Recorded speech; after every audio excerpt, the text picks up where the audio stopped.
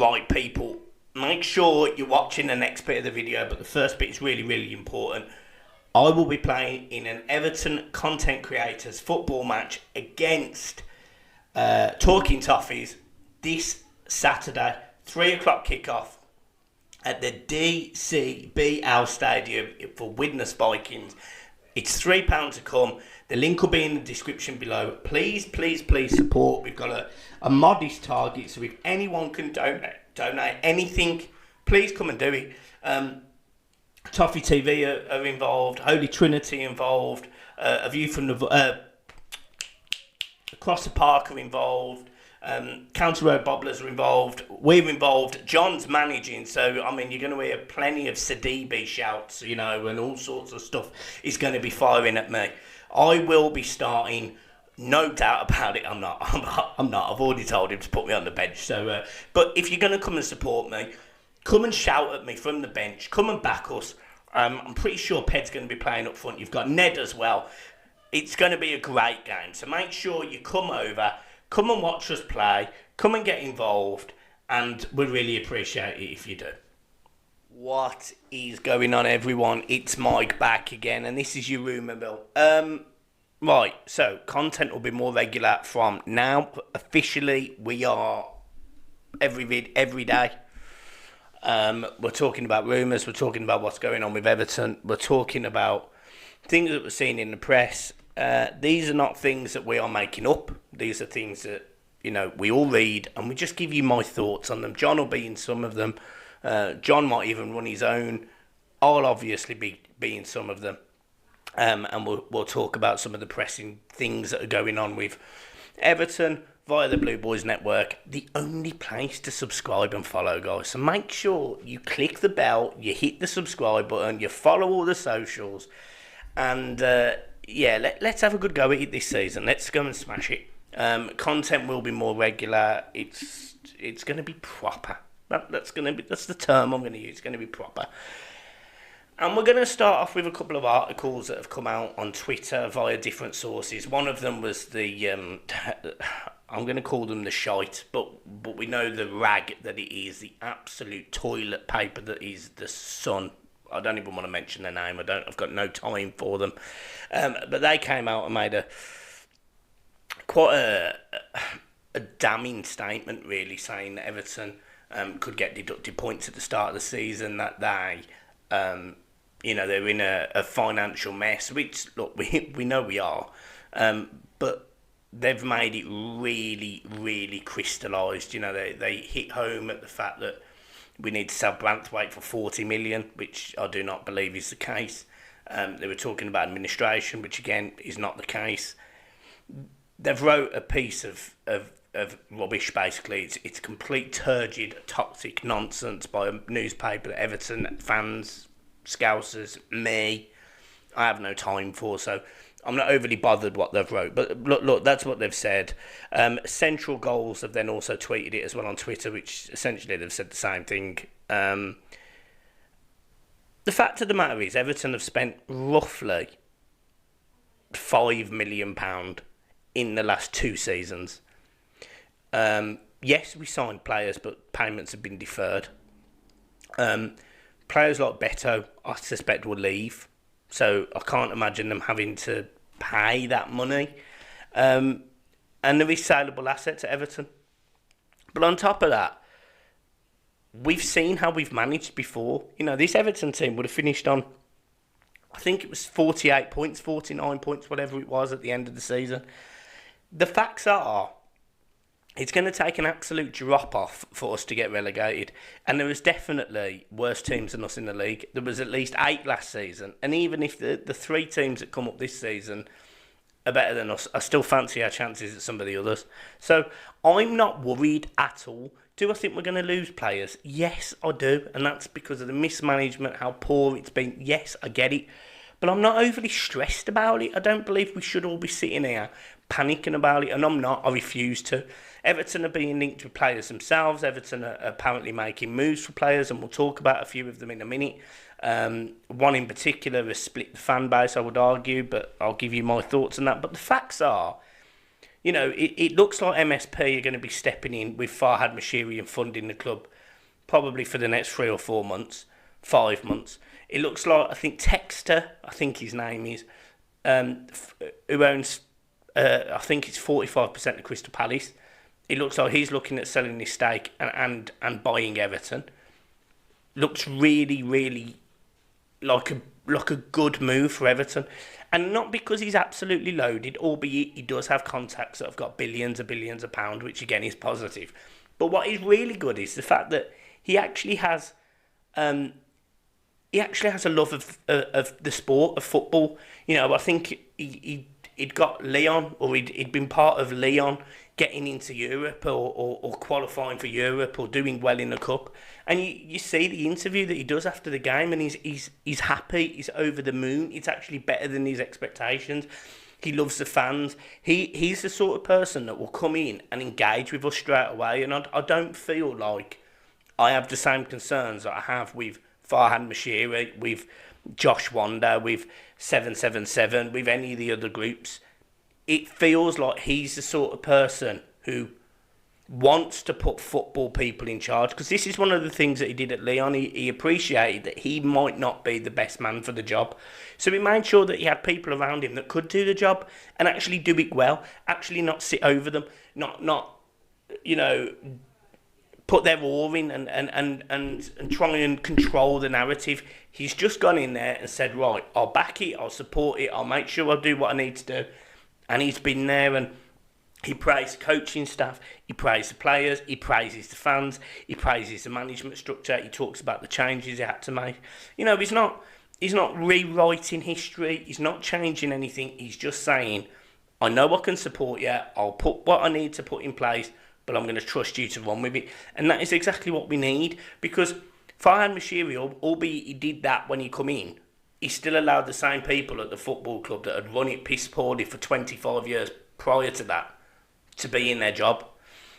That won't happen under this man. I'm fairly confident of that. I'm fairly confident there'll be a new management structure.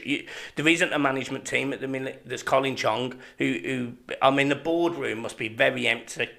So I'm all for it. I'm all for that. I'm all for him coming in and giving us a positive spin and just being, hopefully, a little bit more on the front foot. I do want to talk about the fact that, look, it's very likely that Jared Branthwaite won't be an Everton player.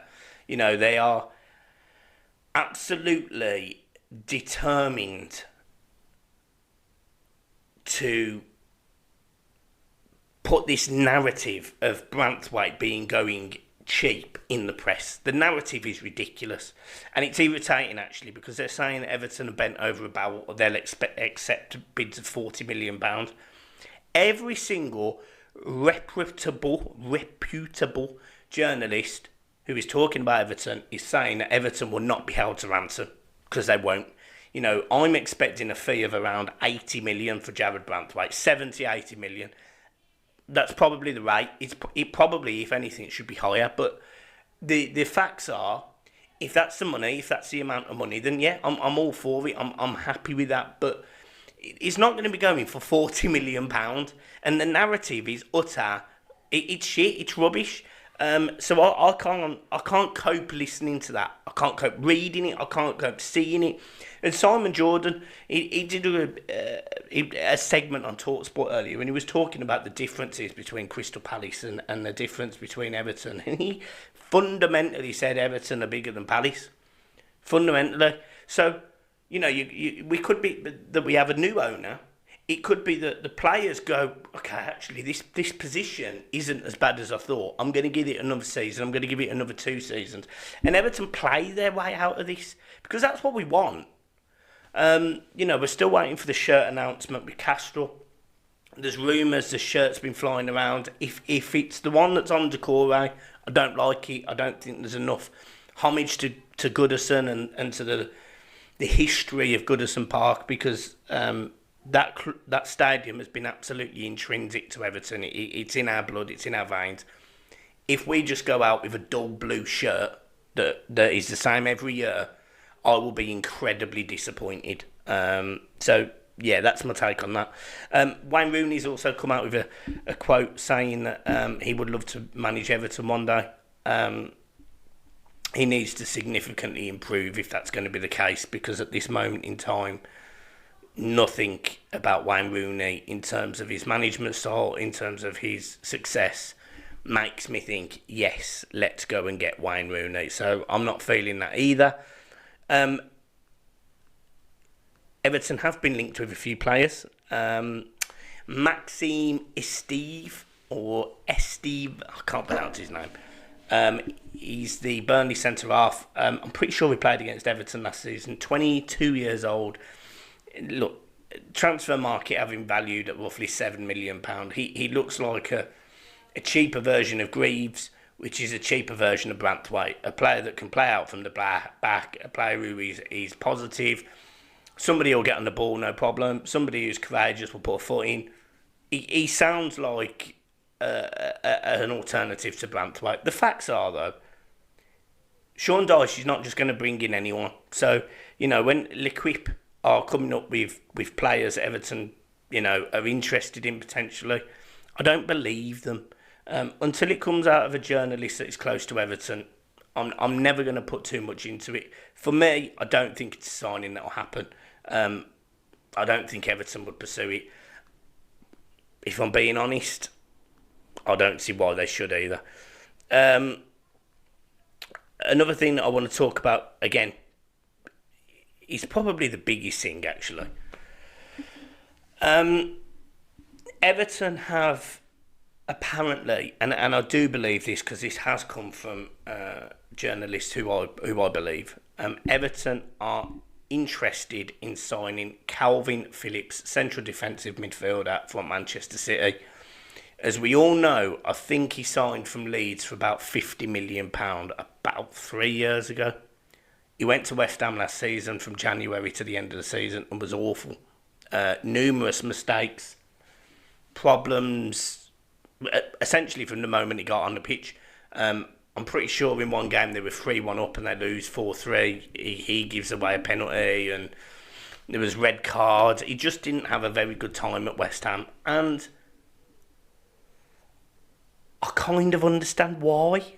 And the reason why I understand why is because this is a player that had barely played, who Pep Guardiola bought in, and I'd argue just left to rot. I mean, Calvin Phillips really should have a lot of negative things to say about what Guardiola's done to his career, because whether he made the grade or not, this was a Calvin Phillips that was starting for England, looked very good for England. I remember when he played for Leeds against Everton at Goodison, he was very good. He's a player that is more than capable of playing in top elite sports. And he's not in the England team this year round, but I'm pretty sure in the last Euros he was. He's a player that's more than capable. And for me, if Everton are getting him on a loan with a very low fee to nothing fee, I'm all right with it. And I know that sounds ballsy, but if he comes in day one of Sean Dyche's pre-season, gets fit the Dyche way, the up and down running, I do think he's a good ball break-up player. I do think he's capable of a forward pass. I do think he's capable of putting a foot in. He's a decently strong lad. He's got a bit of pace about him. He's had a few injuries, yeah, but you're not going to get a player of his quality, I think, without them injuries. So for me, I actually am absolutely fine with signing Calvin Phillips on a loan. So yeah, I'm not against that. And I do think that he's a player that he is available. And I do think Everton's the sort of club that he could rebuild his career from. Not much can go wrong with Everton. So for me, I'd be tempted to go, yeah, let's go and get him in. Have a look at him. I almost wish we could have a trial of him first, but he's got to get fit. So that's the stipulation. He's got to get fit. So for me, comes in day one with Dyche, does the Dyche ball training, does the Dyche day, does all of that training stuff, gets into it. And yeah, for me, that's the way he does it. So yeah, I'm not against Calvin Phillips, and I do think that'll happen. I do think Calvin Phillips will happen. The other player that Everton have been linked to a few times now is Wilfred Ndidi from Leicester. Again, a player that I like, a player that I think is a very capable footballer. Probably 3-4 years ago was valued at around 50 to 60 million pound. Has fallen off it since then. But again, he's a player that's got an engine, got a work rate. He's very driven to get the ball. I think he would be a good player, especially to come in under a Garner who can maybe just show him the ropes a little bit, show him the way that Everton play. I think it's a massive thing that we've signed Garner for another season. I think that's massive. So for me, I don't think it will happen, but I wouldn't mind if it did. And then I just want to talk about some of the other potential incomings. The other one's Jack Harrison. Everton have been linked with signing Jack Harrison on a permanent deal or another loan. Look, I'm not going to dispute Jack Harrison's work rate. And me and John did a video on the channel and got absolutely ripped apart for what we said about Jack Harrison, where we both said, and this was very early on, we both said he's not good enough to sign for Everton. I don't want him. I don't want him, and it's not a disrespect to Jack at all. But the single most important fact is stats and statistics and what he actually did in games. And I would argue that Jack Harrison probably gave the ball away as much as anyone in that Everton team. The pace is deceiving. He's not as quick as you think. He scored 4 goals and got 3 assists. I'm not being funny. If Leeds are after 20 million or 15 million pound for that, I'm not for it. If you're signing Jack Harrison for less than 5 million, yeah, I can live with that. If you're signing Jack Harrison on loan, I kind of think it's a waste of a loan spot, especially when we might be losing someone like Calvert-Lewin, for example, who a loan move would be fairly good for a player like, I don't know, let's go with a Callum Wilson from Newcastle. Appreciate his injuries, but he scores more goals than Lewin when he's fit.